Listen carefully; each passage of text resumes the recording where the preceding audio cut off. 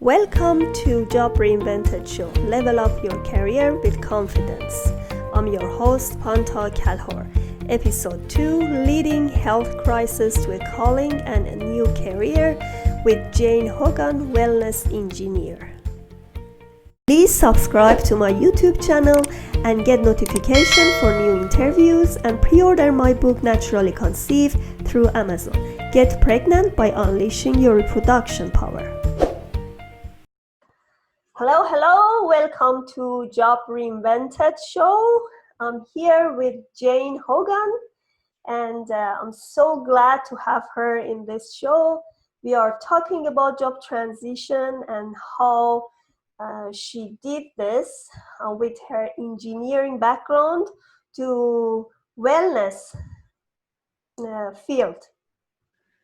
So Jane Hogan is the wellness engineer, designs personalized solutions for people who want to take control of joint pain naturally, regain freedom to thrive confidently, and live their best life.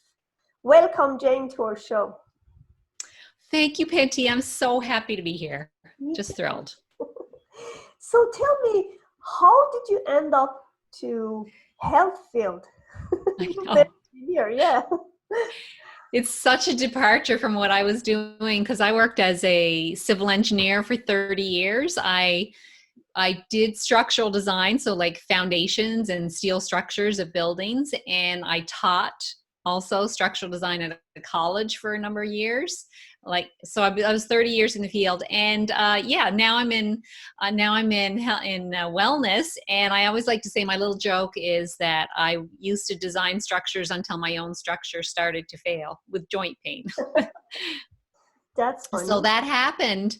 It was 4 years ago when it started. I had gone through a very stressful year in my life. My mother had died, and there was a lot of emotion around that. And so about a year later, it seemed pretty suddenly, I turned 50 and I was fine. And then about a month later, I started getting all this joint pain throughout my body. And within about 3 months, I could hardly walk.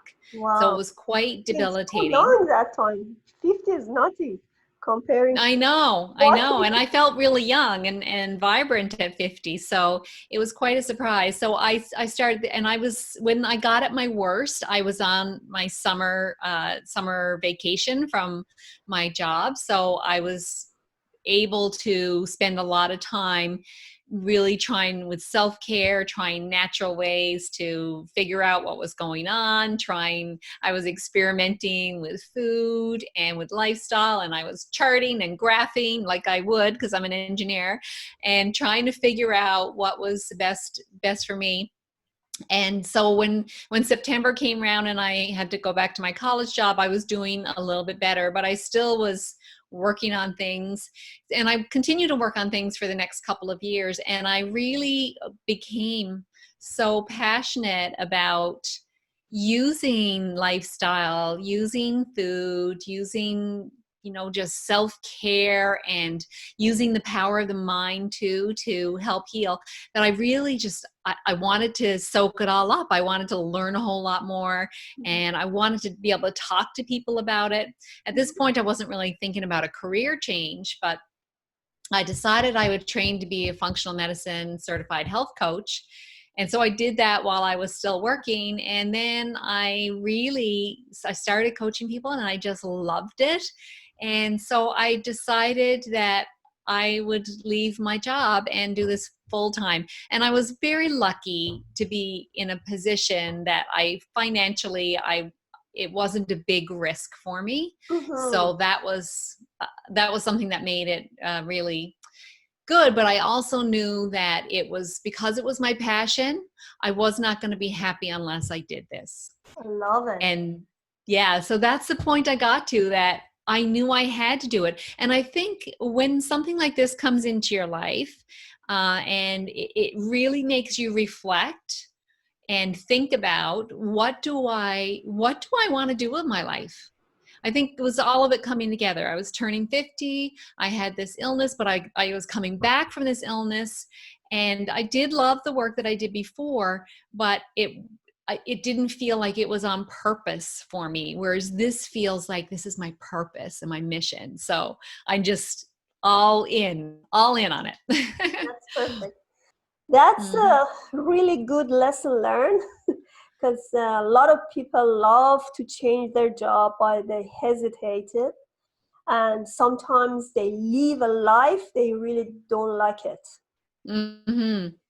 Yeah, and I think for me, there was a lot of stress in the job that I was in, and teaching is sometimes can be difficult, Yes. and not so much the teaching, but a lot of the other stuff around it. Um, and I think I realized that I wasn't as happy, and because I really had to also do a lot of self-care because I have this rheumatoid arthritis is what it turned out to be. I have to really look after myself, so I needed to be able to build a life that would allow me to do the self-care that I needed to do, and I couldn't really do that working for anybody else. I Mhm. had to be able to be flexible. Exactly. And I'm actually fine now, but you know, if I have a flare, which sometimes happens, I need to have flexibility. And so I have that now, and I just love it. So I think knowing that I'm now on my purpose and my passion just gives me so much good feeling. And I feel that the whole illness was really like a compass that was guiding me to where I needed to be. Hmm. And I really started listening to my intuition, really trying to tune into what does my soul want? And I'm there now. This is where I am. That's great. And I recently heard about functional medicine. It's not really old concept, I guess. I don't know. I haven't heard it before. I hear from few people. So what is this? What do you do with this functional medicine?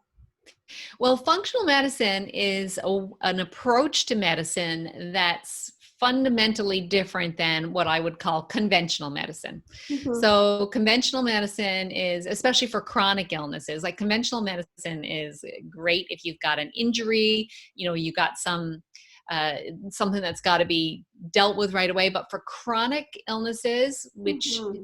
there's a lot of them going around, not it doesn't really address it quite so well. So so normally in the conventional medicine, you match up the illness with the pharmaceutical, and then that's how it gets treated. And it's very kind of specialized. Everything's in its own sort of pocket. With functional medicine, it looks at the whole person, and it addresses root causes. So rather than trying to cover up a symptom with a medication, it looks at, let's get to what's causing that symptom and let's treat that. Now, there might still be medications, but it's getting at the very root cause, because a lot of times, as I mentioned, mine came on because of stress. Yeah, So interesting. that was what I had to deal with, was stress.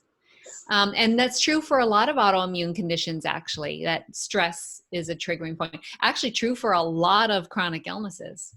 So I have two questions. Is it functional medicine is the same as holistic medicine? Very similar Um, concept. I think they're very similar. Yeah. And yeah, so I think I don't know so much about what that term holistic means, but I think of it as the whole person. And that's what functional medicine does too. They look at the whole person. We don't see, you don't see the mind as being separate from the body. They work together.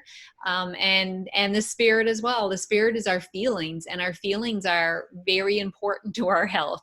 So all of it kind of comes together in a really beautiful way. And they look at, well, we're not going to treat this one thing that's going to make another system in your body worse. So it looks at the whole thing. And another thing that's really beautiful about functional medicine is they go right through a whole person's history from the time they were born.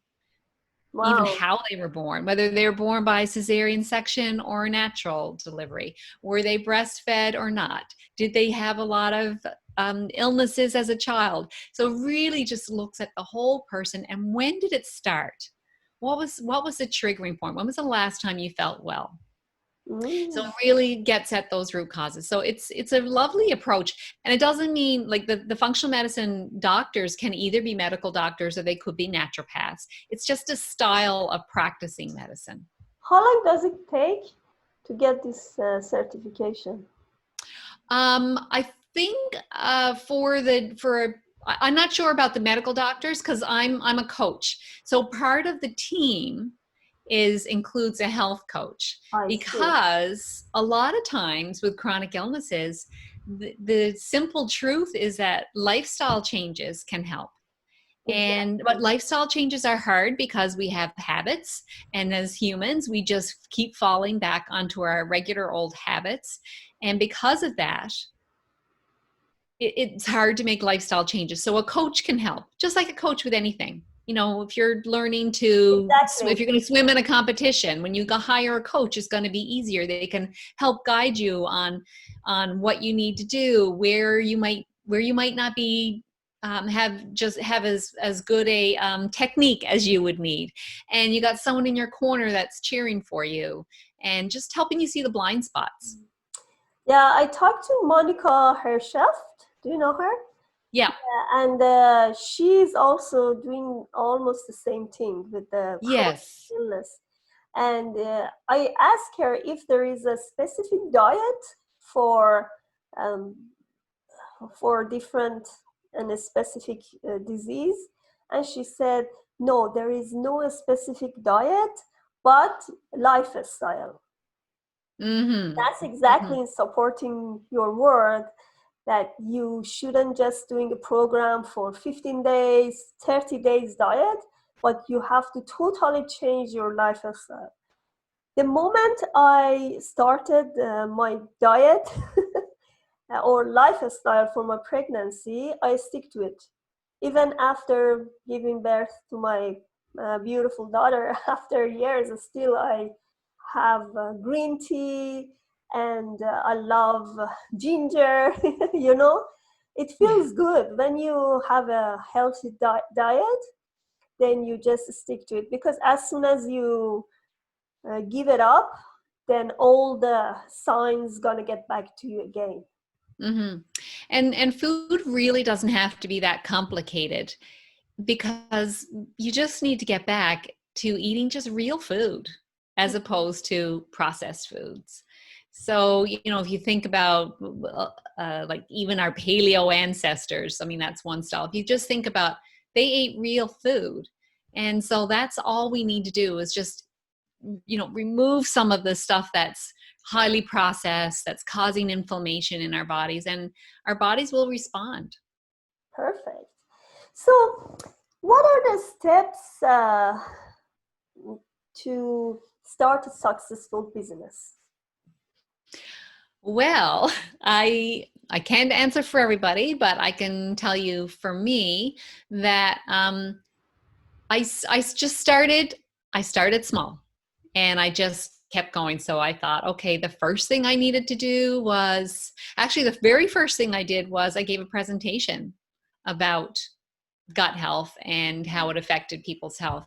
And then I thought, well, I need to have a place to send people. So I created a website. And then from there, I started writing, okay, I've got to put something on my website. So I started writing weekly blogs so I could help educate people, because that really meant something to me, like the learning and the understanding. Not everyone wants that, though. Some people just want to know, like, tell me the 5 things I need to do. But some people really want to have an understanding, and that's what I'm like. So I started writing a weekly blog, and I started doing Facebook Lives and explaining things to people, doing more presentations, and I just kept on growing from there. So, how long have you been doing this? It's only been a year and a half. Wow, that's great. You've been so brave. Yes. It's interesting. We are in the same field. I'm not saying completely the same, but I'm engineer as well. Yes. Everybody told me before, because I used to teach in college and I used to teach in high school as well. And my students ask me, why do we need to study math? And I tell them, no, after years when it passed, it's saying, whatever you studied before, doesn't matter if math or health or whatever, really work for you later in your life. Mm-hmm. Yeah, I mean, math is problem solving. And that's Exactly. exactly what I did with myself. And that's exactly what I do with my clients too. You know, I'll say, okay, sometimes things can get a little bit tricky. And I'll say, okay, let's look at what happened on this day and how were you feeling? What did you eat? How did you sleep? And sometimes it's like detective work and troubleshooting and problem solving. So I feel like a lot of times I am bringing all my background into this. I love it, especially even if in writing, because I do writing as well.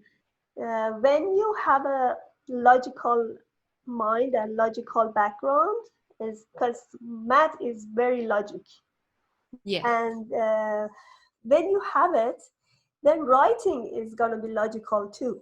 So you try to have a very concise content to have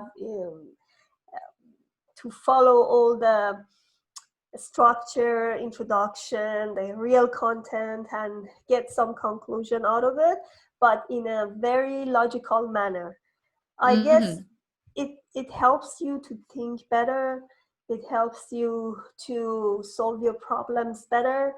And in disasters, when you have a lot of things around you and you don't find a solution, really help you to find a solution. Yeah. Yeah. But I think as well as the logic, sometimes you have to turn the logic off as well. We need Yes. both parts of our brain because I find when I can turn the logic off and move into some of the other parts of my brain and trusting my intuition and things like that. So I pull all of it together really. And but I'm very thankful for my engineering background for sure. Mm. Interesting.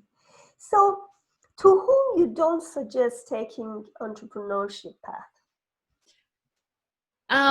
I think if someone really needs security, but I think that's all of us need security. But I think if you have a responsibility to other people, if you've got young children in your life that need food on the table, and if not being able to do that is going to worry you and create stress, then I think that's probably, you may not want to just jump into it. You may want to take steps to make that more comfortable. Mhm. um, so I think that's the thing. Just being responsible about the people that are in your life, and also not causing yourself stress. I'm really lucky that when all this happened, my three lovely children were all grown up and didn't need me anymore. So it gave me the flexibility and the time to really focus on myself. But if I couldn't have done that when my kids were little and needed me so much. Well, Exactly. that's part of my story too, that I gave my whole life to everyone else, which is a good thing. That happens when you're a mom, but I feel like that kind of caught up on me too. Yeah, I have a 2.5-year-old baby, and for me, doing this entrepreneurship is a bit of a struggle. It's difficult, but um, I'm so happy I've done it as well, because Yes. this Yeah. is this is what you really need to do if your heart's saying that. You can't Yeah. just go with whatever you don't like it or whatever uh, you really stuck to it. Hmm.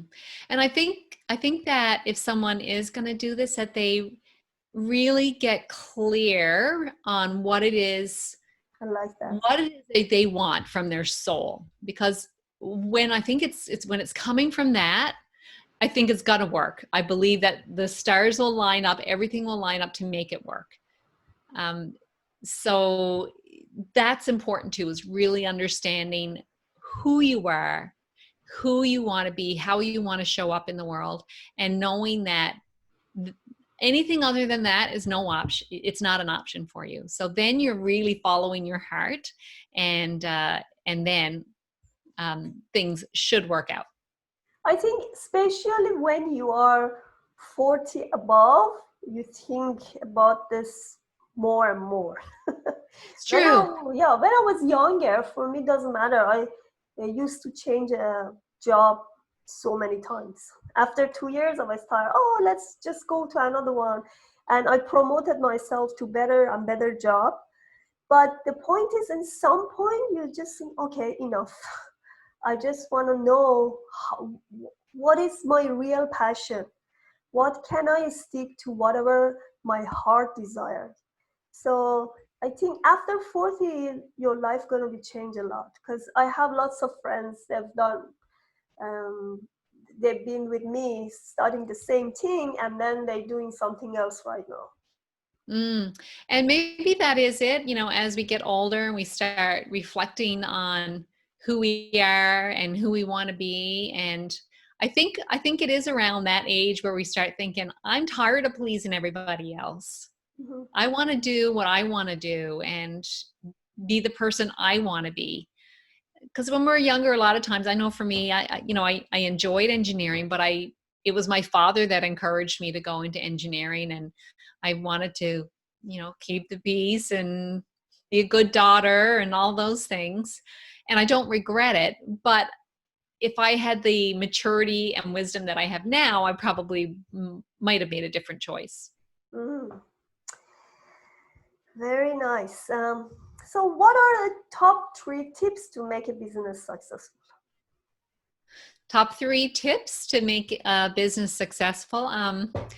Well, I think from my perspective, I haven't worked with a lot of business women. I was an employee all my life, but for me, I think having confidence in yourself is quite important. Knowing that you can figure things out as you go along. And there's a great book I read by Marie Forleo called Everything is Figure Outable. And that book is great. So knowing that everything is figure outable gives you the confidence. And also we really are taught that there's competition, or we're brought up with this idea that there's competition, that there's always competition. But really, there is no competition, because no one else is going to say what you've got to say or offer what you've got to offer in the way that you do. Mm. So there really is no competition. I think if you can let go of that and just open yourself up to the people that need your services will find you, because you're going to have that open feeling. And just not to be afraid to try new things. Mm-hmm. So keep on trying. I mean, nothing's going to work well, I shouldn't say nothing, but you may have things go wrong along the way. You just don't see it as failures. Just see it as something. It's just guiding you, just like my illness, just guiding you to the next path, the next thing that you need to do, to the next thing you need to try. So you just keep trying new things and just keep on going, and have fun. Have fun while you're doing it. I love that. Yes, it's always good to have fun with your job, and don't just stare the clock. Yes. Time passing, because I see sometimes you don't like your job and just waiting time pass and you go home. Yeah.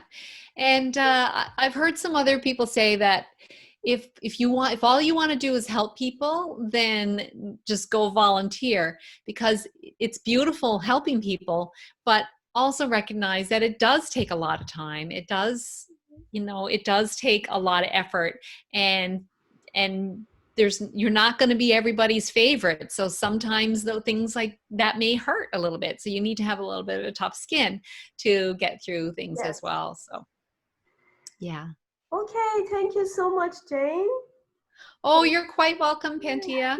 If you have any other suggestion or any program you have a website, and can you tell me about that? And if you have any program or any coaching call or any coaching program that can help my audience, please let me Okay. Well, I have a website. It's janehoganhealth.com. know. And so that's JaneHoganHealth.com, JaneHoganHealth.com. So that's my website. And I've got a bunch of free things that people can download if they want to. So I've just put it all on one part. So it's JaneHoganHealth.com/free stuff, all one word, just free stuff. And I've also got my monthly anti-inflammatory wellness program for women that I absolutely love. It's called Wonderful Fine. And that's a Newfoundland expression. So I live in Newfoundland, Canada. And here we say if something is like extremely fine, people will call it wonderful fine. So it's how people would feel, how the women feel as they go through this program. So we do a whole bunch of things. We let go of inflammatory foods, inflammatory thoughts, and inflammatory feelings, and really learn to embrace life. We let go of inflammation. We gain energy, and we create freedom in our life. So that's my program. So you can go to janehoganhealth.com/wonderfulfine to learn more about it and sign up. So it's just a monthly membership program. You can sign up for 1 month, stay as long as you like. Perfect. Thank you so much. Hopefully my audience also enjoyed it, which I'm sure they did. And see you sometime. Yes. Well, thank you so much for having me. And I'd love to connect with any of your audience if they want to get in touch with me. Yes. Thank you so much.